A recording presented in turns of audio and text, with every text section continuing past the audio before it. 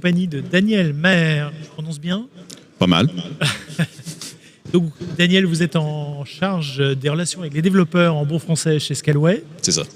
Alors Scaleway, on rappelle, c'est un hébergeur français, très attaché à ces problématiques de souveraineté numérique. Mais peut-être nous en dire un peu plus sur Scaleway. Oui, bien sûr. C'est une société qui a été fondée il y a plus que 20 ans, dans des diverses formes comme online, Dedibox, machin. On est là comme un acteur dans le cloud public, avec une vraie base ici en France. Donc nous sommes une société franco-française essentiellement, mais avec une vision européenne. On a des centres de données, bien sûr, ici dans l'Hexagone, mais aussi dans les Pays-Bas et à Pologne. Et on veut dire que nous sommes une fleurie de la technologie française, mais on est installé, on est là depuis un certain moment, et on est fiers de ça. Et alors, vos clients principalement, ce sont des petites entreprises, des grandes entreprises, c'est tous les secteurs confondus. Est-ce que vous avez une spécificité, d'autant que vous avez dit une société franco-française, il y a un discours récemment, évidemment, qui a émergé, qui est la notion de cloud souverain, oui. Donc qui est très, très important. Donc, comment vous vous situez dans cette... Oui, c'est un argument polarisant, disons. Il y a plein d'acteurs qui se mêlent dans cet espace, qui ne sont pas nécessairement français, qui ne sont pas nécessairement européens. Nous nous positionnons d'une manière assez simple. Nous sommes une société française, point final. Voilà. Ouais. Et alors vos clients? Au sujet de nos clients, tout et n'importe qui, en fait. Nous avons depuis un certain moment, par contre, un vrai focus sur les startups, sur les petites entreprises, les choses comme ça. En fait, parce que les grands acteurs, surtout à l'Amérique du Nord, se focusent vraiment sur les grandes sociétés, les énormes sociétés multinationales, etc., qui donnent que les petites entreprises, les startups, etc., sont souvent oubliées. Et nous sommes là pour les récupérer, pour les amener, pour les aider, etc., etc. Alors, Jean-François a utilisé le mot hébergeur. Et vous avez dit cloud public. Et effectivement, il y a une espèce de flou dans le vocabulaire, c'est-à-dire qu'on mélange pas mal de choses. Est-ce que si vous êtes un opérateur de services cloud public, comme d'autres, AWS, puisque on le cite en général. Pas pour évoquer non, mais bon. Mais en gros, est-ce que vous avez une manière d'offrir les services sur une console, on peut provisionner les services de manière extrêmement simple. Est-ce que vous avez cette approche-là avec tous les services connexes qui vont avec, de sécurité, de facturation, etc. Dans un seul mot, oui. Oui. La réponse est claire. Oui, voilà, c'est ça. Bien sûr, on n'a pas la même gamme de services et de produits qui puissent être offerts par certains grands acteurs, disons, parce que c'est juste impossible à notre échelle, mais on a, disons, les 80%. On a le stockage, on a bien sûr le managed Kubernetes qui est assez pertinent pour notre audience ici aujourd'hui. Voilà, serverless, bien sûr des VPS classiques et même des serveurs qu'on peut louer dans le monde classique. Voilà, donc c'est vraiment une gamme assez complète qu'on puisse offrir. On a une console pour les gens qui sont plutôt dans le monde de point and click, comme ils disent en anglais. Donc voilà, pour aller regarder, configurer manuellement, visuellement, un service d'observability, un autre mot qui est assez énorme de nos jours. Et bien sûr, nous offrons derrière un truc plutôt geek, plutôt cacos. C'est mon domaine, là, je suis ingénieur de base, avec des API, avec des librairies et tout ça pourrait développer des logiciels qui interagissent avec nos services, effectivement. On est aujourd'hui à une conférence Kubernetes, donc ça ne vous a pas échappé. Est-ce que c'est une brique de base technologique importante pour Scaleway? Oui, depuis des années. En fait, nous utilisons Kubernetes à l'interne depuis longtemps. À un moment, on s'est dit, bon, pourquoi pas ne pas offrir ça comme service, comme produit pour le public. On a actuellement 2 produits basés sur Kubernetes aujourd'hui. Une qui est plus, entre guillemets, classique, entre guillemets, standard. C'est le type de Kubernetes que l'on puisse imaginer avec des pods, avec des clusters. Tout est géré par nos machines, effectivement. Et un deuxième service qui s'appelle Cosmos, qui est plutôt dans l'optique du multi-cloud. Donc l'idée, c'est que les gens peuvent déployer leurs pods, leurs clusters, leurs logiciels n'importe où, chez eux, dans un autre cloud, dans une frigo, si on veut, voilà, avec le, entre guillemets, control plane qui est géré par nos soins.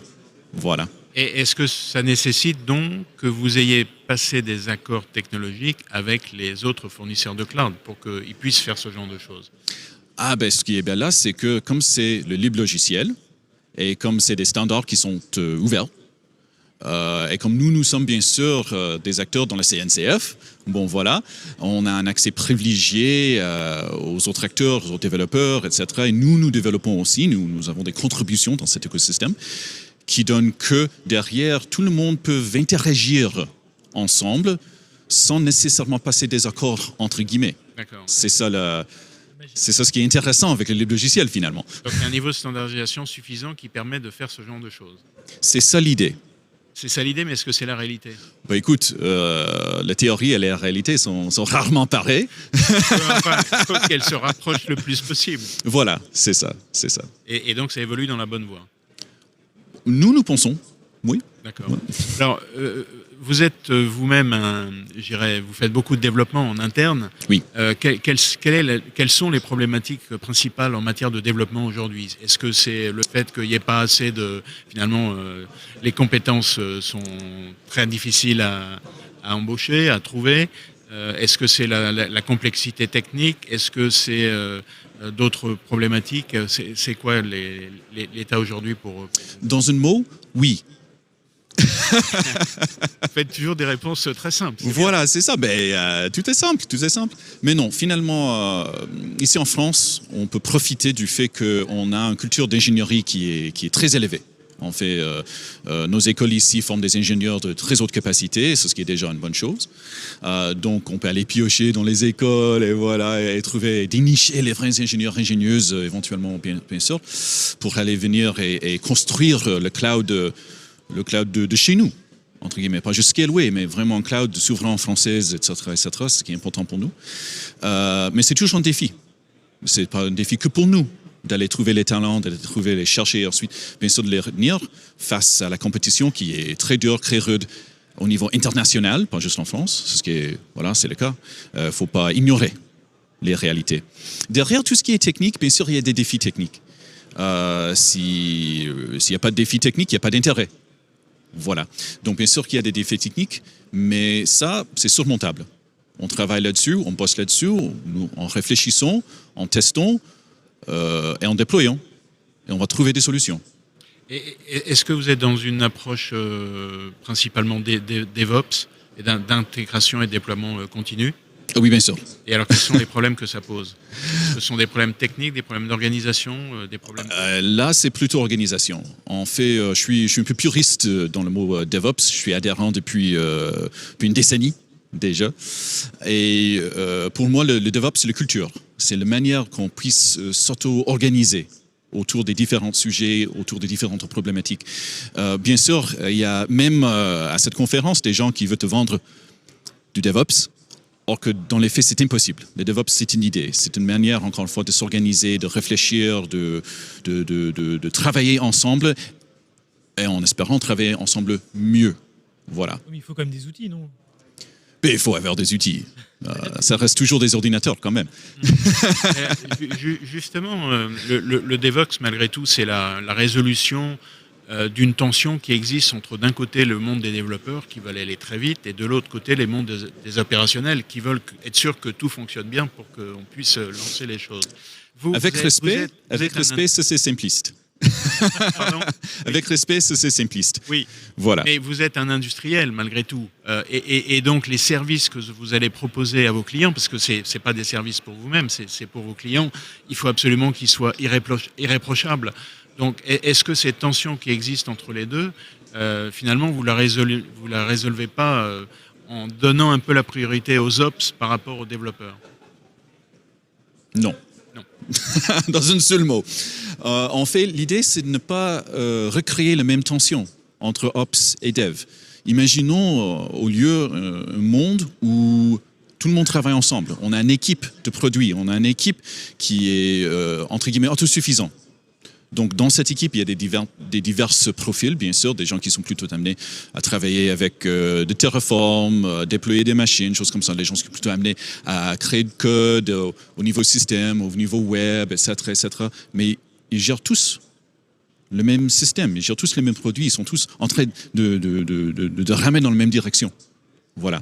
Et donc, l'idée qu'il y a des devs et des ops, dans ce contexte-là, c'est une fantaisie. Il y a un groupe de personnes, et ce groupe de personnes sont chargées d'assurer le succès de leurs produits, de leur domaine.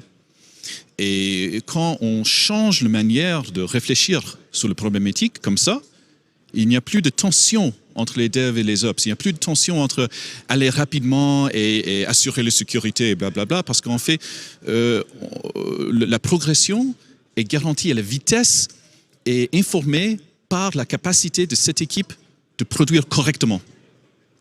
Et voilà le DevOps. Oui, mais ça, c'est quand on parle d'agir d'un existant assez faible, mais quand on a une grande organisation, on parlait tout à l'heure avec Solomon Hykes de s'adresser à des entreprises qui ont déjà des grandes équipes logicielles, donc forcément un legacy important.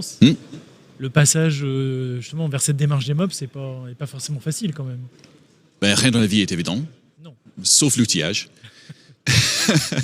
Mais bien sûr, c'est un chemin. C'est plus facile ce que je veux dire, c'est que c'est plus facile pour une start-up qui part from scratch peut-être que pour une grande banque, qu'elle soit française ou étrangère d'ailleurs. C'est pas Peut-être, mais peut-être non aussi. En fait, tout ce qui est nécessaire, c'est pour quelqu'un d'avoir l'idée, c'est la volonté de changer.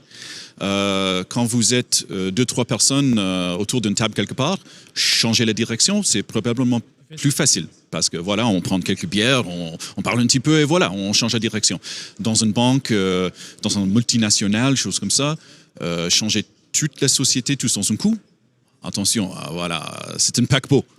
Mais commençons, disons, avec une petite équipe quelque part, un seul produit, un seul service, une seule section, un seul bureau. Et voilà, en montant échelle par échelle comme ça, là, c'est plutôt raisonnable parce qu'en fait, chaque changement, chaque modification est effectuée à une échelle réduite. Voilà. Ce matin, Solomon Hykes, dans sa présentation, à un moment, il parlait de son propre projet à lui, la Dagger, et il expliquait en gros le problème qu'il essayait de résoudre. En disant que d'un côté, on a tout ce qui est développement et de l'autre, tout ce qui a migration vers le cloud. Et qu'entre les deux, il y a une espèce de ce qu'il appelle une sorte de glue qu'il faut résoudre avec des scripts. Et c'est un peu de la bidouille. Est-ce que vous partagez cette vision?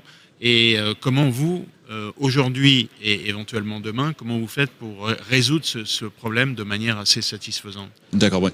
En tant qu'administrateur système de base, je comprends entièrement ce que Solomon a dit.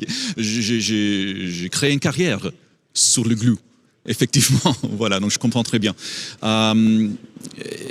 Écoute, il n'y a rien que nous puissions faire à une échelle industrielle qui ne comporte pas, dans un sens ou un autre, un peu quelque chose qui est fait à l'arrache. C'est juste comme ça.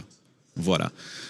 Mais l'idée, c'est qu'au lieu d'avoir tout qui est fait un peu dernière minute, non standardisé, voilà, la sauce de quelqu'un, c'est de poser une question. Est-ce que c'est possible de migrer vers quelque chose de plus standard, même à l'interne? On a parlé justement tout à l'heure des standards publics, des logiciels, comme chose comme ça. Est-ce qu'on peut adopter ces modes de fonctionnement et cette mentalité même à l'intérieur d'une société, d'un organisme? Difficile, honnêtement, difficile. Ça prend du temps, ça nécessite des longues périodes de réflexion, ça nécessite beaucoup de débats, ça nécessite beaucoup voilà, presque une approche académique pour sortir des standards dont tout le monde peut utiliser. À l'interne d'une société, parfois on n'a pas nécessairement le temps pour faire ça. Qui a comme résultat derrière le glue dont on évoquait tout à l'heure. Si Dagger peut proposer une solution de jamais vue à cette problématique, écoute, je l'adopte demain. On lui dira. Voilà. Est-ce que pour vous, ou plutôt comment vous résolvez deux questions assez assez crucial pour vous, mais pour plein d'éditeurs de logiciels, la sécurité d'un côté et la qualité du logiciel de l'autre. Pour moi, ils sont pareils. Il n'y a pas de différence entre ces deux côtés-là. Un outil qui n'est pas secure, c'est pas correct. Point final. Donc, il faut sécuriser, il faut penser à ça dès le début. Il y a un terme, malheureusement en anglais. Secure by design. Secure by design, oui, voilà, merci. Mais c'est vraiment ça, c'est d'avoir une optique. Et on a parlé tout à l'heure de la division, entre guillemets, entre les devs et les ops. Ça, voilà, ça n'existe plus. Mais ça existe toujours une division entre les techos et le DSI. Voilà. Et ça, c'est le prochain domaine, disons. Le DevOps a résolu, entre guillemets, les silos entre les devs et les ops pour vulgariser un petit peu l'affaire. La prochaine frontière, disons, c'est vraiment d'intégrer sécurité à ce niveau-là, de shift left. C'est notre expression en anglais, mais de shift left. Et d'assurer qu'une sorte que les ops, les devs, les product managers, les architectes, tout compris, sont au minimum conscients des concepts de sécurité, éventuellement aussi experts là-dedans. J'avais une question, je vais revenir sur la problématique de Kubernetes, parce qu'on est là pour parler notamment de Kubernetes.